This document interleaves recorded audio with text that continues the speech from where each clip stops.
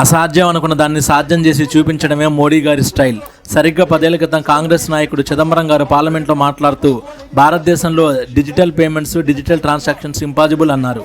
గ్రామాల్లో టమాటాలు, బంగాళదుంపలు అమ్మే వ్యాపారాల దగ్గర క్రెడిట్ కార్డు మెషిన్ ఉంటుందా, వైఫై ఉంటుందా, ఇంటర్నెట్ ఉంటుందా, భారతీయులకు అంత నాలెడ్జ్ లేదని ఎగతాళి చేశారు. కానీ ఈరోజు మనం ₹1 కూడా ట్రాన్స్ఫర్ చేయవచ్చు. ఇప్పుడు బ్యాంకుకి వెళ్లకుండానే కేవలం 30 సెకండ్స్లో ఒక రోజులో ఒక అకౌంట్ నుండి ఇంకొక అకౌంట్కి ₹1,00,000 వరకు డబ్బులు పంపిస్తున్నాం.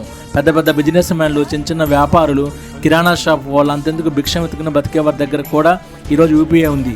దేశంలో ఉన్న ప్రతి ఒక్కరు ఈరోజు యూపీఐ ట్రాన్సాక్షన్ చేస్తున్నారు. Germany PM, Netherland PM, France president అందరూ యూపీఐ డిజిటల్ ట్రాన్సాక్షన్ చేశారు. మన దేశాన్ని ఇన్స్పైర్గా తీసుకుని జపాన్, అమెరికా లాంటి దేశాలు యూపీఐ ట్రాన్సాక్షన్ని వాళ్ళ దేశంలో ఇంప్లిమెంట్ చేస్తున్నాయి. డిజిటల్ రంగంలో మన భారతదేశం విప్లవం సృష్టించింది. ప్రపంచం మొత్తానికి భారతదేశం ఇప్పుడు role model. Digital transaction detail ఇప్పుడు మనమే నంబర్ 1. అసాధ్యం అనుకున్న దాన్ని సాధ్యం చేసి చూపించారు మోడీ.